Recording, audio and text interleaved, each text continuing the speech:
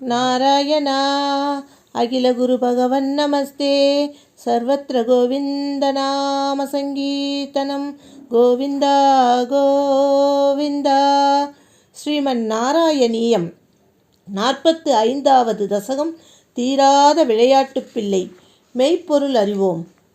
பலராமனுடன் கூடிய ஸ்ரீகிருஷ்ணா, முரண் என்ற அரக்கனின் பகைவனே, தாங்களும் பலராமனும் கைகளையும் முழந்தாள்களையும் ஊன்றி தவழ்ந்து வீட்டின் எல்லா இடங்களையும் அழகுறச் செய்தீர்கள்.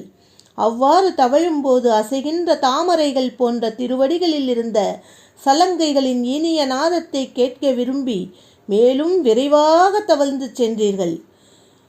பகவான் ஸ்ரீகிருஷ்ணரும் பலராமரும் இருவரும் கொஞ்சிக் கொஞ்சி சிரிக்கும்போது சிறிதே முளைத்தெழுந்த முத்துப்பற்கள் வெளியே தெரிகின்றன. முன்னெற்றி மயிர்கள் திருமுகத்தை மறைக்கின்றன. தவழும்போது வஜ்ரம், அங்குசம், சங்கு, சக்கரம் முதலிய இலச்சினைகளால் அழகு மிளிரும் பகவானுடைய உள்ளங்கால்கள் அழகாக தெரிகின்றன. மேற்கையினின்றும் நழுவி மணிக்கட்டுகளில் வந்து தடையுற்று நிற்கும் வளைகளின் தழும்புகள் அழகுற விளங்குகின்றன. இத்தகைய சிறப்பினை உடைய பகவானே, இருவரும் தங்களை காணும் மக்களின் மனத்தையெல்லாம் கவர்ந்தார்கள். வாசுதேவனே, மிக்க வியப்பினால் மலர்ந்தசைகின்ற கண்களோடு மக்கள் திரள் தங்களை பின்தொடர்ந்து வருகையில் இனிய ஒளி உண்டாகுமாறு சிரித்து கொண்டு பின்தொடர்ந்து வருகிறார்களா என தாமரை போன்ற முகத்தை திருப்பி பார்த்து கொண்டே ஓடினீர்கள்.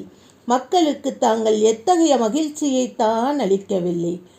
பகவானே, இருவரும் வேகமாக நடக்க முயன்று கீழே விழ, அதனால் அங்குள்ள சேர்வடிந்த திருமேனியோடு எழவே அதை கண்டு வானவெளியிலே செல்லும் குற்றமற்ற முனிவர்கள் புன்முறுவலோடு பகவான் ஸ்ரீ கிருஷ்ணரை வணங்கினார்கள்.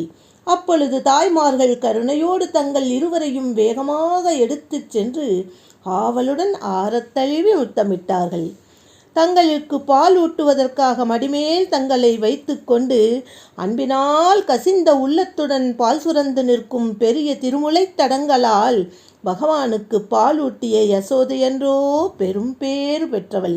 இடையர் வேஷம் பூண்ட மாயோனே, பால் குடித்து கொண்டிருக்கும் போது இடையிடையே புன்முறுவலாலும் பூ மொட்டு போல் விளிரும் பற்களாலும் அழகாக வியங்கும் தங்கள் திருமுகத்தை கண்டு அந்த யசோதை மிகவும் மகிழ்ச்சி அடைந்தாள். பிறகு சில நாட்களில் பகவான் கால் கொண்டு நடுங்கத் தொடங்கவே கோகுலச்சிறார்களுடன் அக்கம்பக்கம் உள்ள வீடுகளில் சென்று விளையாடி சிறுவர்களுக்கே உரிய துடுக்கான செயல்களையெல்லாம் செய்தார் நம்பகவான். அங்கு வளரும் கிளிகள், பூனைகள், கன்றுகள் இவற்றை பின்தொடர்ந்து ஓடிய பகவானை கண்ட கோபர்கள் சிரித்து கொண்டே பெரிதும் முயன்று தங்களை தடுத்தார்கள். முரண் என்ற அரக்கனை வதம் செய்த ஸ்ரீ குருவாயூரப்பா, பலராமனோடு தாங்கள் எங்கெங்கெல்லாம் சென்றீர்களோ அங்கெங்கெல்லாம் கோபியர்கள் மெய்மறந்து கண் இமையாது தங்களையே கண்ட வண்ணம் வீட்டு வேலைகளையெல்லாம் விடுத்து குழந்தைகளையும் பணியாட்களையும் கூட மறந்து தினமும் பரவசமடைந்து நின்றார்களே. கோபியர்கள் அளிக்கும் புத்தம்புடிய வெண்ணெயை பெற ஆசை கொண்டு சில இடங்களில் மழலை மொழியில் பாடிக்கொண்டும் வேறு சில இடங்களில் அழகாக நடனமாடிக்கொண்டும் அன்புமிக்க இளம்பெண்கள் கொடுக்கும் வெண்ணெயை தின்று கொண்டும் மற்றும் சில இடங்களில் புதிதாக நன்கு காய்ச்சிய பாலை பருகி கொண்டும் விளையாடினீர்களே. முன்பொரு கால் மகாபலியின் இல்லத்திலே யாசிக்க நேர்ந்தது அல்லவா? அதுவே போதும் அப்பா. இங்கு மறுபடியும் மெல்லியலாரிடம் அதை செய்யவே மாட்டேன் என்று ஒருவேளை முடிவு செய்து கொண்டு பகவான் யாசித்தலை விட்டுவிட்டு விந்தையான திருட்டு வழியிலே தயிரையும் நெய்யையும் கவர நினைத்தீர்களோ? தேவதேவனே, உண்மையை யாரே அறிவார்? ஸ்ரீ குருவாயூரப்பா, தாங்கள் தயிரையும் வெண்ணெயையும் நெய்யையும் திருடிய போதிலும் இடைச்சேரியில் வாழும் பெண்களின் உள்ளத்தில் சிறிதேனும் சினமோ வருத்தமோ தோன்றவில்லை. ஏனெனில் ஸ்ரீ கிருஷ்ணன் அவர்களது உள்ளத்தையும் அல்லவா கவர்ந்து கொண்டு அவர்களை ஆனந்த கடலிலே மூழ்கடித்து விட்டான்.